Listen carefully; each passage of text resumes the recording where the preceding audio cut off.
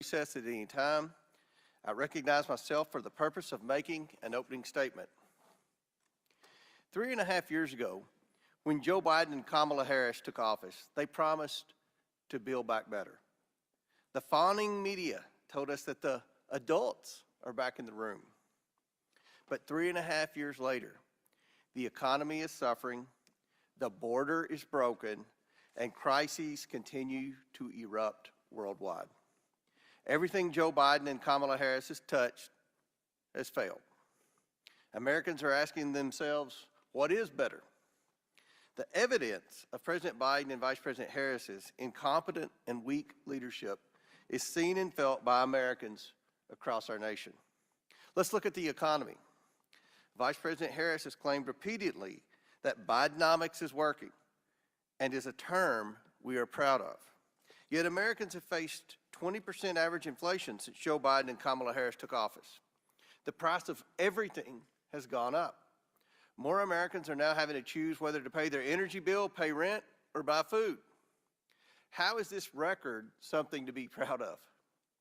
These price increases aren't transitory at all, as one of Biden-Harris administration officials claimed. American households must now spend over $11,000 more each year just to maintain the same quality of life. Let's turn to our broken border. On their first day in office, Joe Biden and Kamala Harris immediately enacted policies that eroded border security, overwhelmed law enforcement, and left us vulnerable to terrorist infiltration.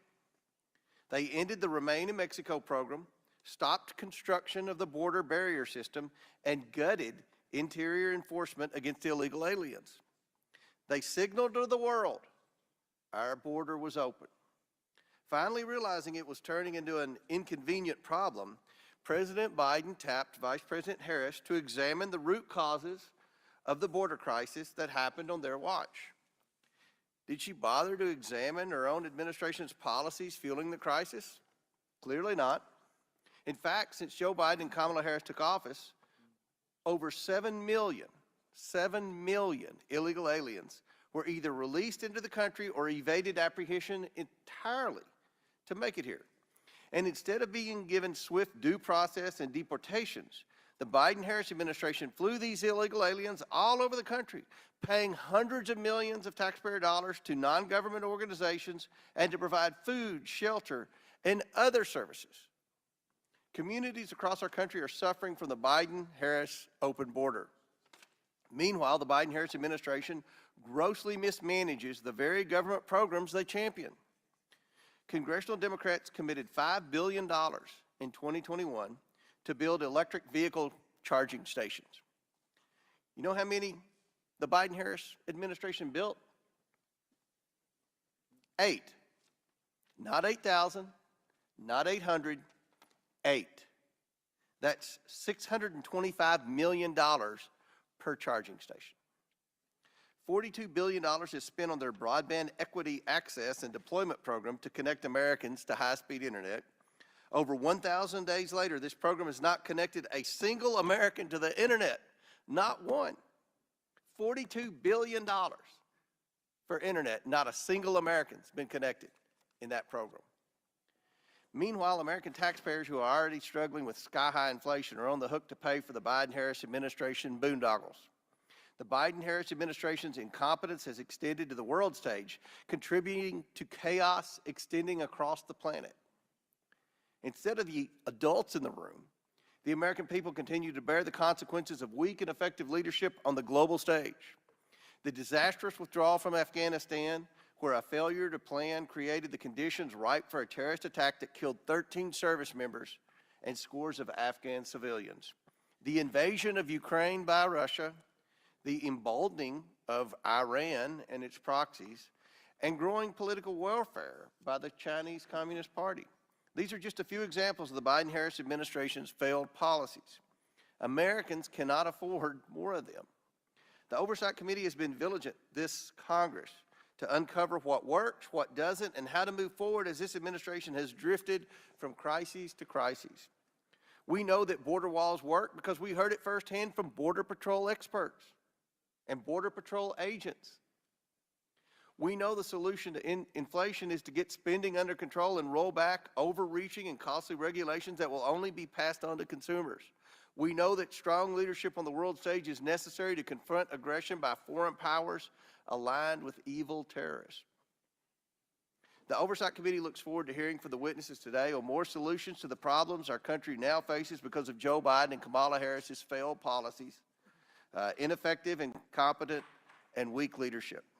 Thank you to the witnesses appearing here today, and I now yield to the ranking member for his opening remarks. And thank you, Mr. Chairman, and thanks to the witnesses for joining us today for one of the committee's last hearings in the 118th Congress with the extremely fitting title of A Legacy of Incompetence. The majority has assembled a group of leading Project 2025 intellectuals for a Project 2025 coming out party today. The witnesses will advertise their wares, which almost makes me a bit nostalgic, Mr. Chairman, for the days when our colleagues said that they were pursuing President Joe Biden for the worst presidential crime in American history, a crime which unfortunately they were never able to identify, but which they now appear to have dropped completely.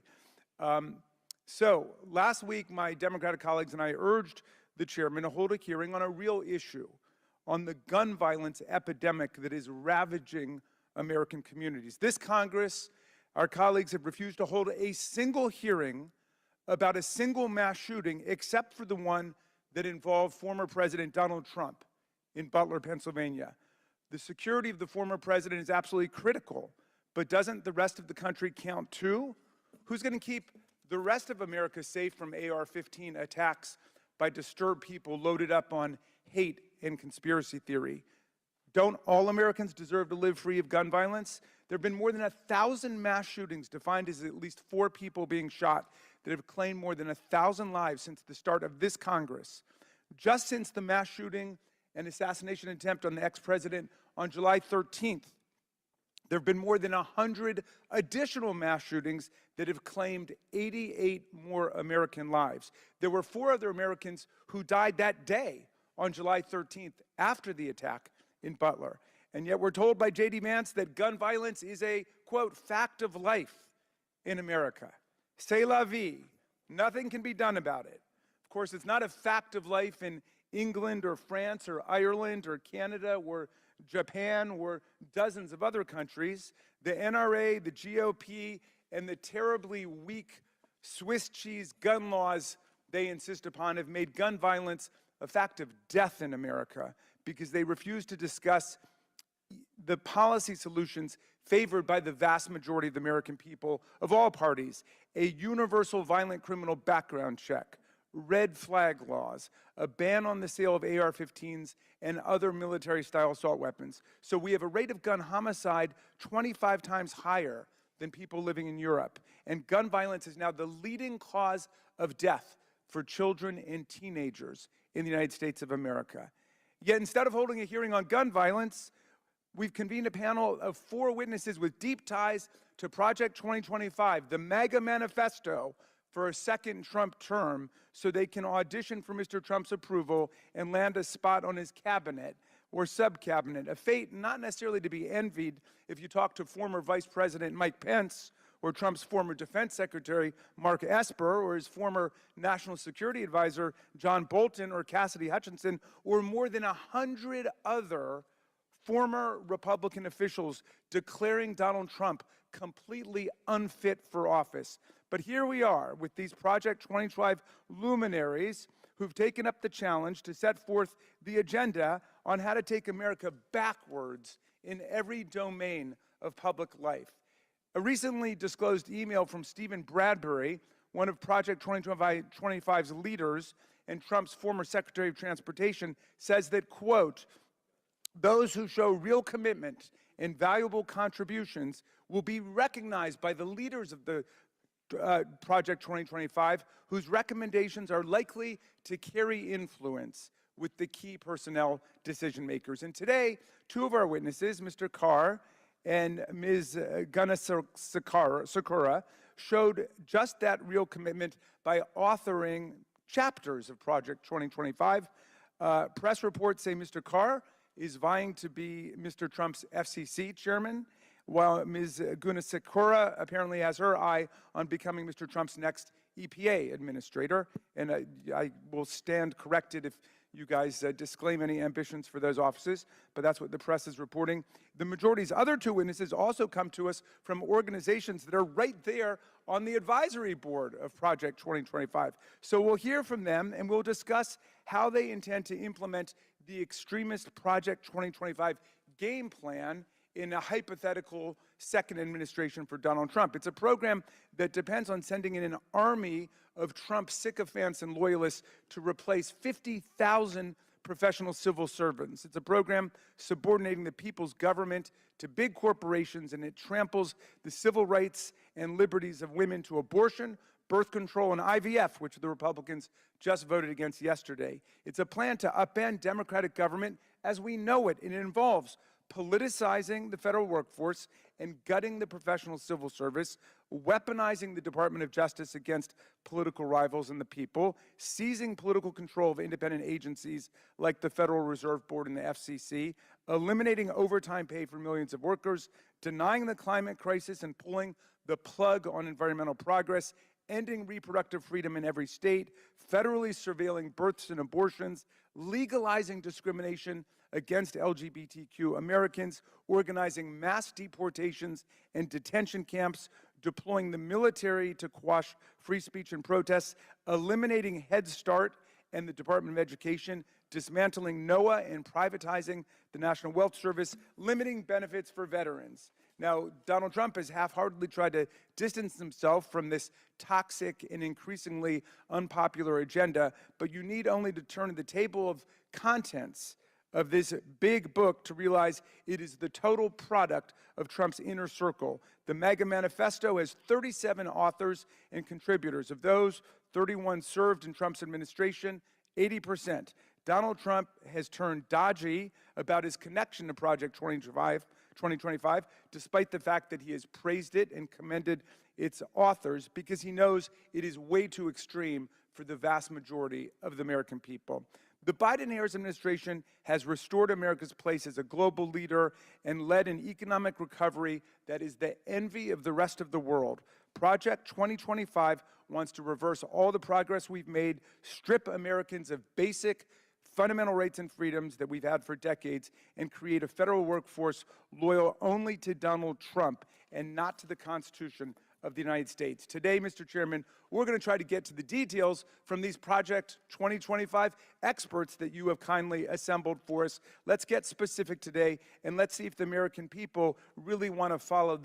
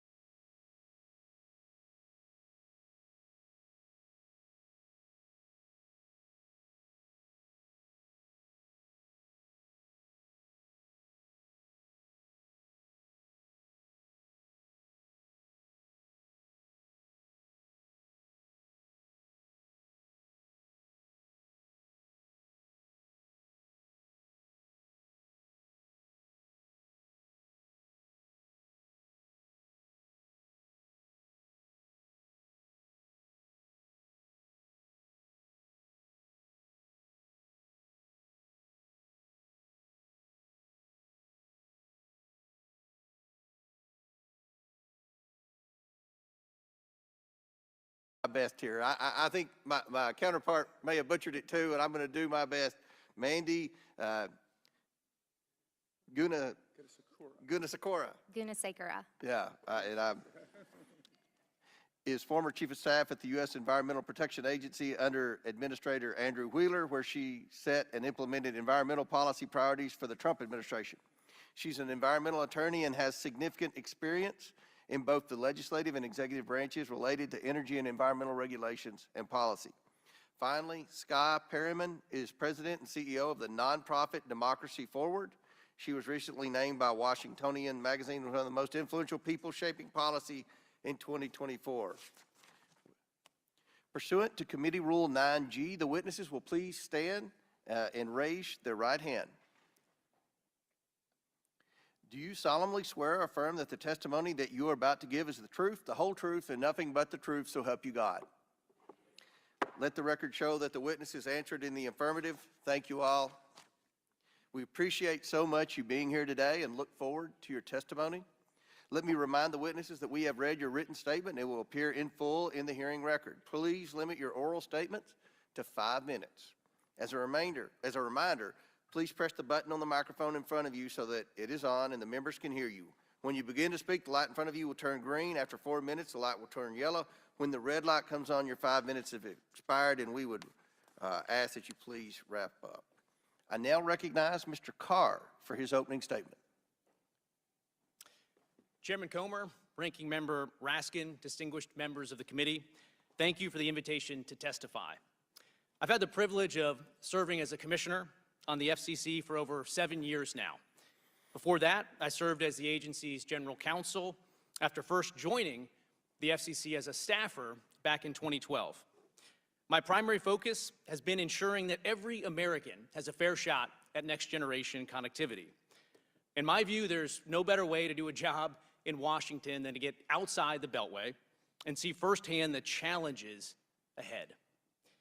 That's why I spent time in nearly every state over the past few years, meeting with broadband builders, local leaders, and community members alike.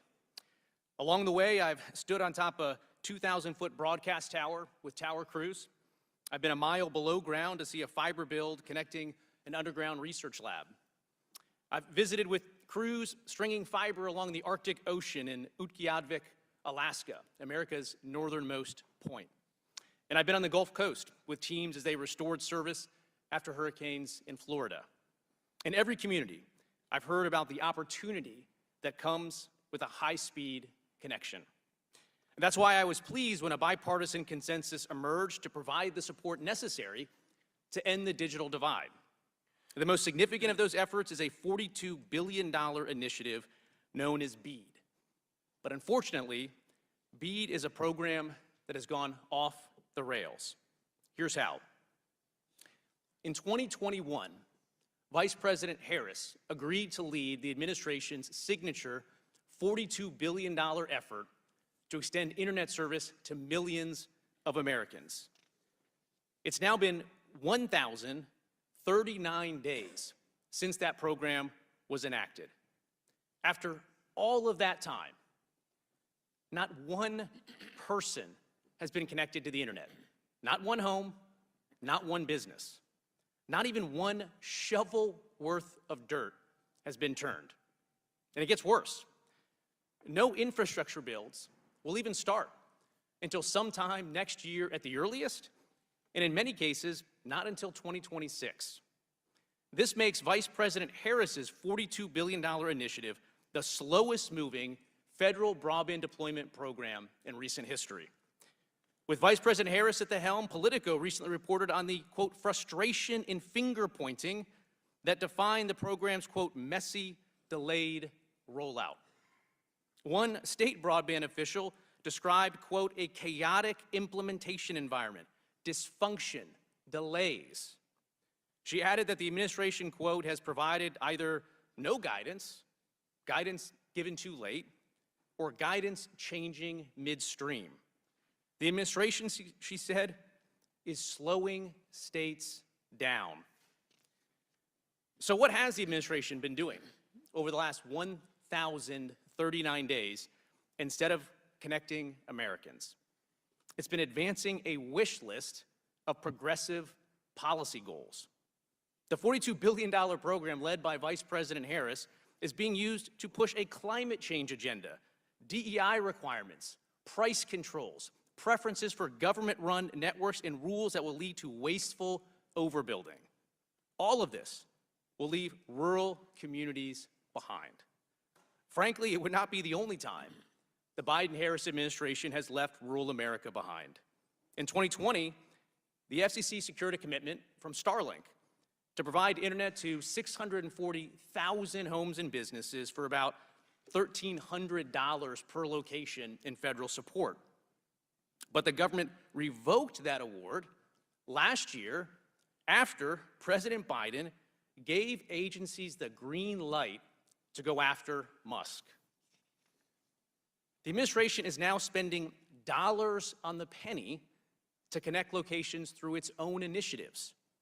Senator Cruz released a report identifying entire projects where the administration is now spending over $100,000 per location for internet. So here's the bottom line. Absent major reforms, Vice President Harris's $42 billion program is wired to fail. It's time to correct course. Get rid of all the extraneous political goals and focus on quickly connecting Americans. In closing, I want to thank you again for the opportunity to testify. I look forward to your questions. Thank you. I now recognize Mr. Krikorian for his opening statement. Thank you for the invitation to speak. And Mike, please. Thank you for the invitation to speak before the committee. I'd like to assure the ranking member I'm not, in fact, auditioning for a job. Don't take this the wrong way, but with regard to immigration, at least, the title of the hearing is a little bit misleading. The Biden-Harris record on immigration is the result of neither incompetence nor failure. The largest border crisis in the history of our country, probably the largest such event in human history, began on January 20th, 2021 on purpose, not due to incompetence. Since that date, there have been more than 10 million encounters of inadmissible aliens at our borders, millions of whom have been and continue to be unlawfully allowed to enter the United States. This did not happen because the Biden-Harris administration and its impeached Secretary of Homeland Security, Alejandro Mayorkas, made mistakes or miscalculations. That would have been bad enough and certainly a proper subject for congressional oversight, but would be excusable because we all have shortcomings, we all make mistakes. Rather, the ongoing border crisis is the result of ideology.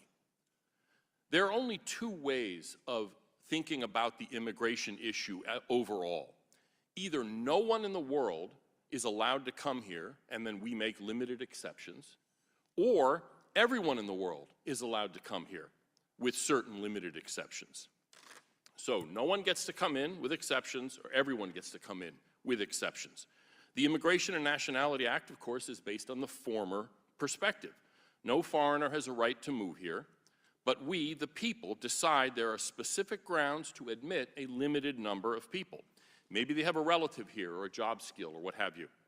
There are different opinions about how to do that, but they all are under one umbrella, basically, that immigration is a privilege granted by the American people. This administration's approach to immigration is based on the second view, the opposite view, that everyone in the world has a right to move here if they choose to do so, and the American people have no right to place limits on immigration apart from those related to basic safety, terrorists, criminals, deadly diseases, and even those limitations are highly circumscribed. Strictly speaking, this isn't open borders, though that description may do as a shorthand. Instead, I would describe the Biden-Harris approach to immigration as one of unlimited immigration that holds that any limits on the level of immigration are morally indefensible, and circumventing those limits by any means available is a moral duty. This is fundamentally contrary to federal law, of course, but also contrary to the Constitution and the very concept of sovereignty and consent of the governed. The fruit of that ideology is spelled out in detail in my written statement. The most common pretext for subverting the will of the people on limits on immigration is asylum, and the chief practical means of achieving unlimited immigration are unlawful releases from detention and unlawful grants of mass categorical parole. This unlimited immigration perspective also requires an inversion of the proper role of the executive. The allocation of authority in the INA is that the President has the power to keep out anyone he thinks should be excluded, but can let in only those who have been specifically authorized by Congress for him to admit. Due to this belief in unlimited immigration, the Biden-Harris administration's understanding is the precise opposite. They have acted for 3.5 years on the belief that the President may let in anyone he wants, but may keep out aliens only for very narrow reasons. Let me close with an example to illustrate this. The CBP-1 parole scheme seeks to funnel through the ports of entry inadmissible aliens who ostensibly otherwise would cross the border illegally. When this unlawful program was started in May 2023, DHS set the limit at 1,000 inadmissible aliens being given interviews per day.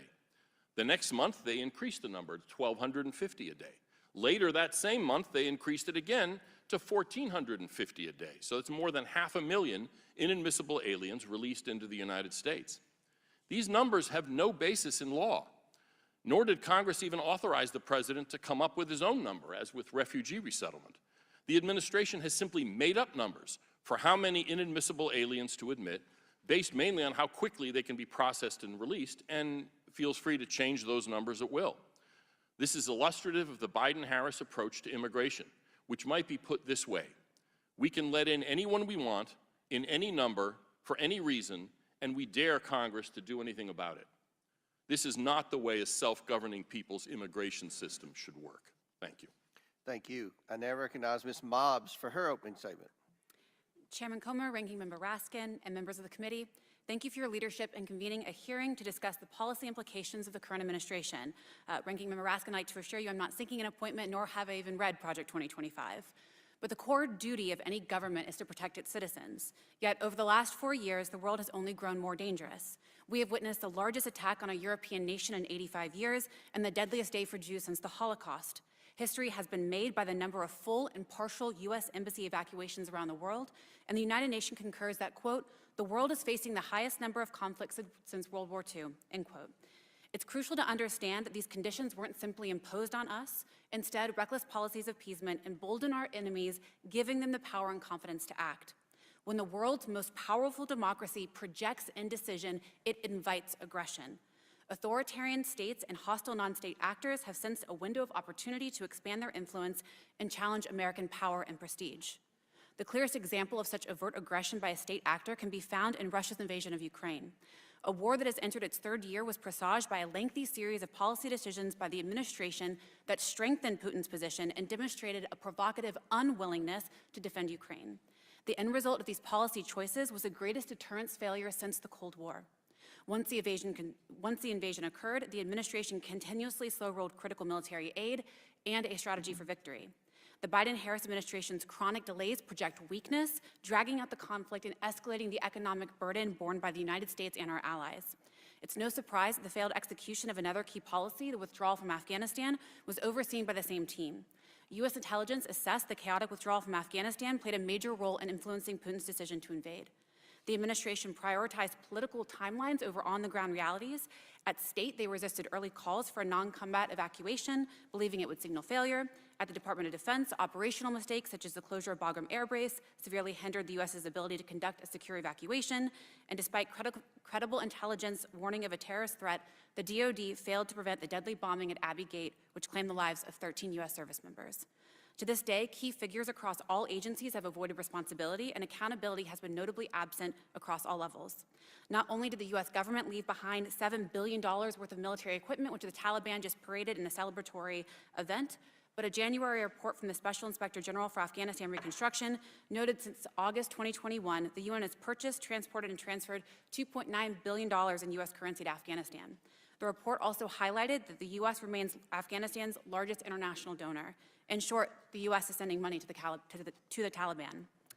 Again, it is unsurprising that one of the chief architects of the withdrawal failure also touted that, quote, the Middle East is quieter today than it has been in 2 decades, end quote, only 8 days before the multi-frontal attack launched by Iranian-supported Hamas into Israel. The administration's efforts to revive the Iran nuclear deal have been disastrous. Once again, the shift from a maximum pressure campaign under the previous administration to a conciliatory appeasement-based strategy has shown to be catastrophic. In fact, most of Iran's nuclear expansion occurred after President Biden's election. Iran's increasing involvement in regional instability and its military support for Russia underscores the administration's inability to curtail Iran's authoritarian expansion. Just as the Biden-Harris administration has failed to effectively deter our other enemies, he is running the risk of failing to lead against our greatest threat. Now, we have bolstered our alliances. We do have the AUKUS security partnership. We have concentrated bipartisan efforts, which are positive developments. Yet the Biden administration's hallmark embrace of this idea of diplomatic ease with authoritarian leaders, in this case China, runs the risk of tipping us into managing competition rather than winning. The U.S. is in a new Cold War with China, and attempts to temper or tame that reality only increase the likelihood of an actual war. When American foreign policy fails, women and girls often pay the highest price. The United Nations reported a 50% increase in verified cases of conflict-related sexual violence from 2022 to 2023. This violence has had far-reaching societal consequences, severely limiting women's livelihoods and restricting girls' access to education in many countries around the world. This is particularly true in Afghanistan, where, as one young woman described, quote, "Women and girls have lost all their hope in the world," end quote. Ladies and gentlemen, I do not enjoy sitting here reciting a litany of U.S. failures and a decline in America's power and presence on the world stage. I am a proud American who deeply loves her country. Unfortunately, many of the failures outlined here represent systemic breakdowns from the White House to individual agency leadership. There has been a startling lack of accountability, and Americans have taken notice. When accountability is neglected, the consequences are clear and far-reaching. Ultimately, the cost of ignoring accountability is not just organizational inefficiency. Without accountability, the price is eventually paid in the form of deteriorated systems, weakened institutions, deepened crises, and chaos. Tragically, it is Americans who are bearing the burden of these costs. Therefore, it's altogether unsurprising that less than a quarter of the American people trust the government in Washington to do what is right. It is my hope effective and strong oversight can change that for the better. Thank you, and I look forward to your questions. Thank you. Now I now recognize Ms. Gunasare. Gunasekara. Thank you. Say that one more time. It's going to, It's all right. Gunasekara. that's what I meant. That's what y'all said. Thank you. Sorry. Thank you. Chairman Comer, thank you for being here today. Ranking Member Raskin, it really is an honor to be with all of y'all and fellow members of the committee. I have a prepared opening statement that I'll get into in just a second, but Ranking Member Raskin, you reiterated and have created a boogeyman that just isn't there. I did author the EPA chapter on Project 2025, but in the course of that, I did not work with President Trump, with any of the people who work for him directly or his campaign. And it is very misleading to suggest that there's any coordination there, because I can personally tell you it did not happen.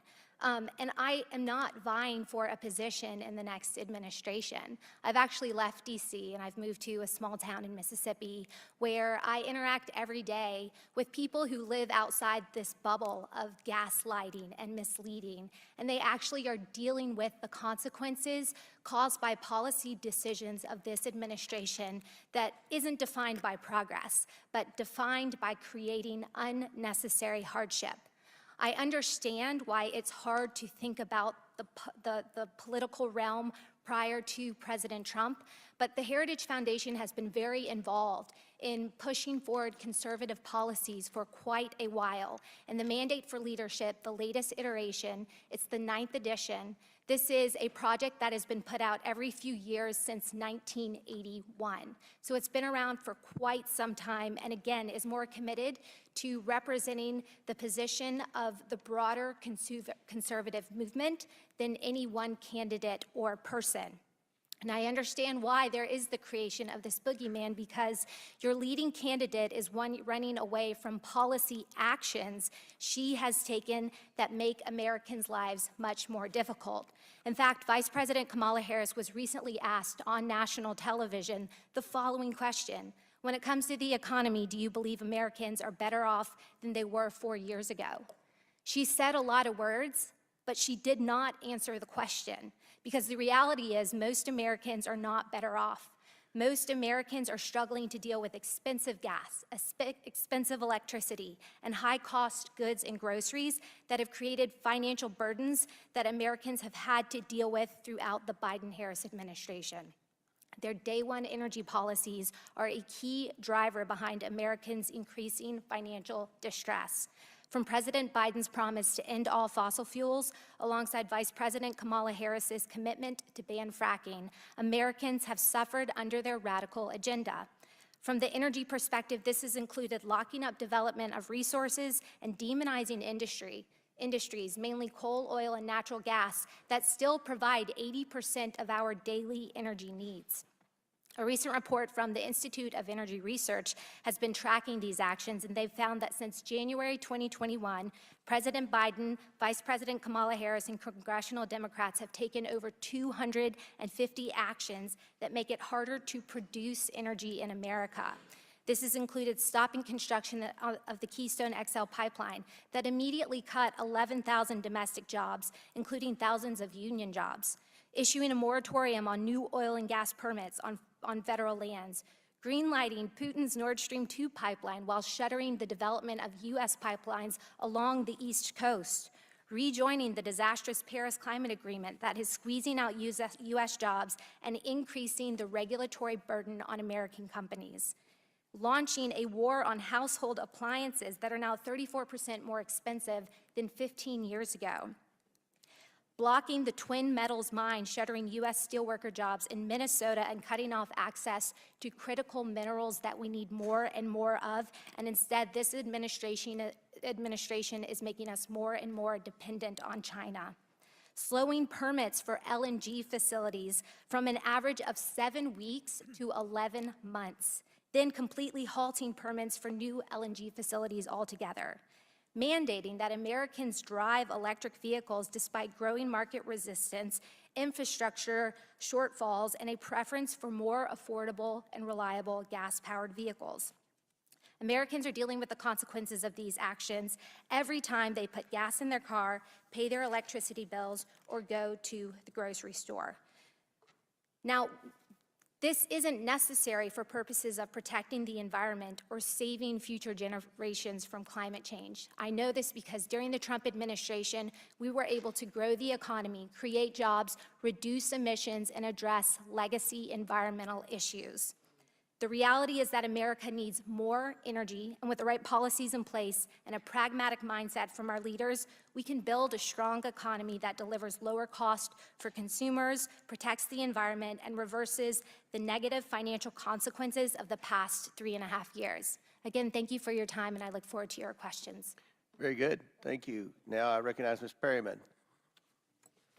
Thank you, Mr. Chairman. And Mr. Ranking Member, thank you for the invitation to testify here today. My name is Skye Perryman. I'm a lawyer and the president and CEO of Democracy Forward, which is a nonpartisan, nonprofit organization that promotes democracy and progress through litigation, regulatory engagement, policy, education, research, and commitment to the rule of law.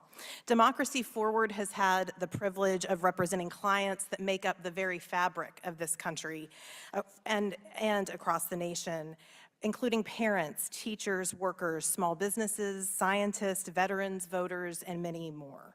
Our team is committed to our country's founding idea that our government does derive its power from the consent of the governed, and we are dedicated to bringing about our democracy's promise that the government must work for all people. American democracy is at an inflection point, and it is in a crisis that threatens our freedoms. In the months following an attempt by extremists to disrupt the peaceful transition of presidential power on January 6, 2021, the United States was added to a list of global backsliding democracies by the International Institute of Democracy and Electoral Assistance. The report noted, and I will quote, "The United States, a bastion of global democracy, fell victim to authoritarian tendencies. Myriad factors have contributed to this, including the rejection of an election result by an incumbent president," scholars have noted, "and an attempted insurrection against this legislative branch." Last year, 13 of our presidential libraries in the United States, from President Hoover's library to President Bush's library to President Obama's library, warned of the fragile state of United States democracy. These threats to our democracy and freedoms enjoyed by the American people are not academic, and they are not hyperbole. In 2022, the United States Supreme Court reversed a federal constitutional privacy protection that had been recognized for nearly 5 decades, leaving women of reproductive age in the United States with fewer rights than the generation just before them. Across the nation, women are living without access to the critical care they need, including in emergency situations. Book bans are on the rise in our nation and communities across the country. Misinformation and disinformation continues to be rampant and perpetuated by far-right groups and political actors, often targeting families and communities, including those that have immigrated to the United States.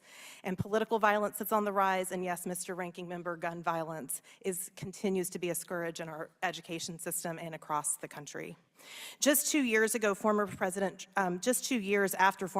Trump and his allies refused to acknowledge the results of the 2020 election, reports began to surface that the former president and his associates were planning a shadow government and developing extensive policy plans to remake American government as we know it. These and related efforts, including the development of a 922-page document known as Project 2025, have been well documented. Proposals in Project 2025 represent profound threats to the American people, to our freedoms, and to our democracy. Democracy Forward has published a People's Guide to Project 2025 to expose many of the policies that undermine the well-being of the American people, which the authors of the project purport to say a president could do on day one of an administration.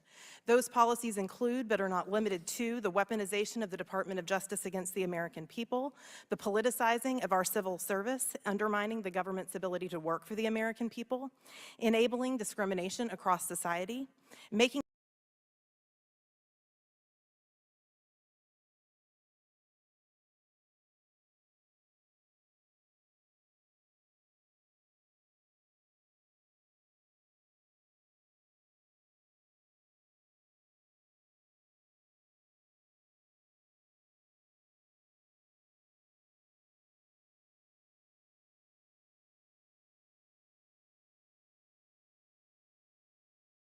to make ends meet, including Americans in rural areas, through taking overtime eligibility away from millions of American workers, denying our climate crisis, undermining and delegitimizing our public education, and failing to address gun violence, child care crisis, and many other crises in this country.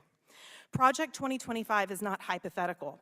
It and other extreme proposals are already taking hold at the state and community level in many communities across the country and are being pursued in the courts. Anti-democratic actors are using the states to incubate and normalize Project 2025 and other extremist tactics. Many of the same groups that have supported regressions of our federal rights, including the overturning of Roe v. Wade, restricting voting rights, and undermining our government's ability to work for the people, are behind this project. And in many cases, these groups and aligned far-right attorneys generals are seeking to undermine the